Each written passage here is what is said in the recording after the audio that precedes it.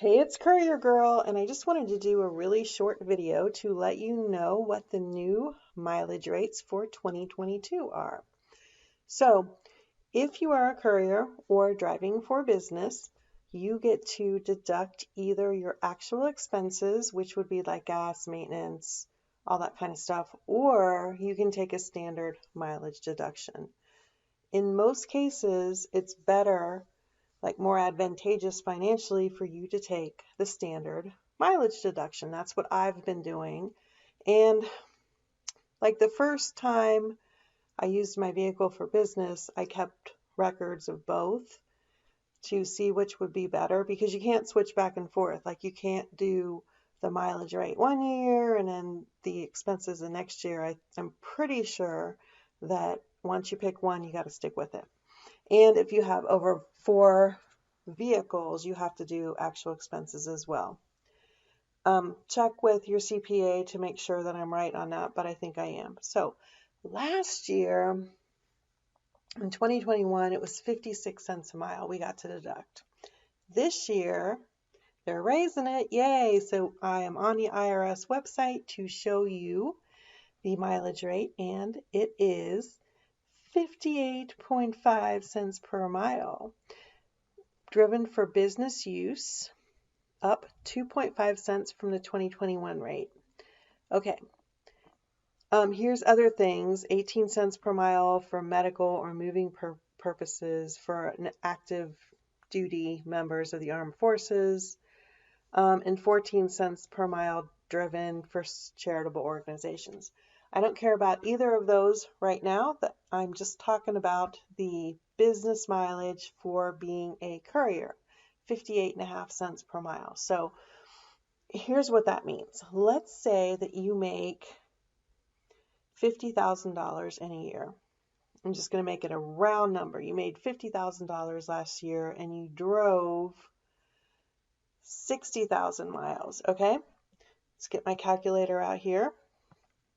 So you drove 60,000 miles times 58.5 cents is $35,100. Okay, so you made, what did I say, 50,000? So you take 50,000 divided by 30, or not divided by, minus 35,100. Was that right? So now you're only going to pay tax on $14,900. So it saves you a lot on your taxes.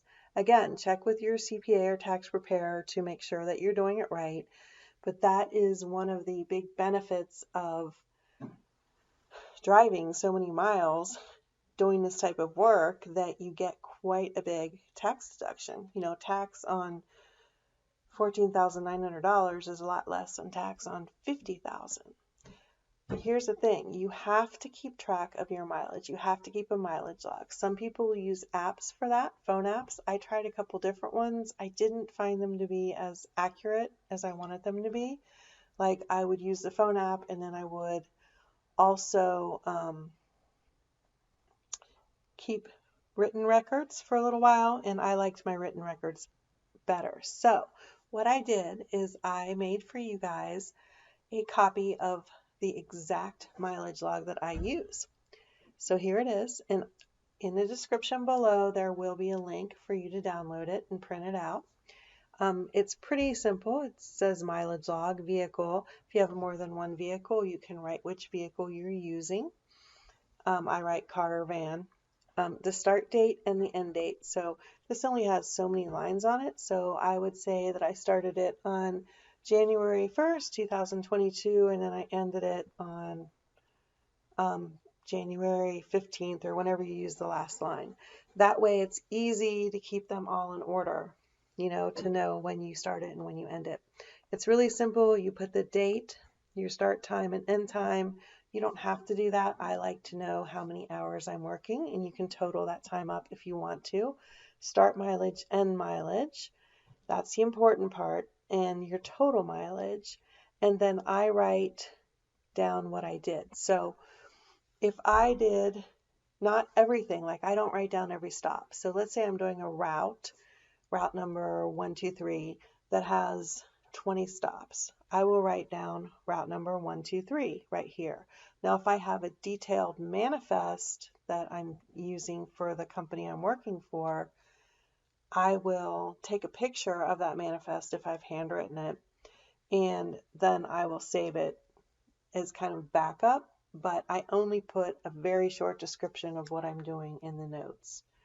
I use my van only for business, and then I have a car that I drive sometimes for business, but it's kind of like my personal vehicle. And so my end mileage is almost always going to be my next start mileage. So then at the end, you just total it up. If you only use your vehicle for business, then your total miles is going to be this start mileage and this end mileage. And you can get like fancy and put it in a spreadsheet or something, or make a similar spreadsheet, but you don't have to, as long as you keep those records. Now, what I do is when the paper's done, I don't like to have a lot of paperwork anymore, so I scan it into my computer. I have a printer scanner thing. But if I didn't have that, I would take a picture with my phone, just make sure that you can see everything. And then I would probably name that picture like the dates, like start date, end date, or something, and then mileage log, so I could keep track of it. And you can save it right on your phone, or you can put it in your computer if you have a computer that you use as well. So yeah, so that's it. There will be a link in the description for you to download or print this, just like I said. If you have any questions, let me know. I want us to get off to a great start this year, keeping track of mileage so that we can get the best tax deduction possible.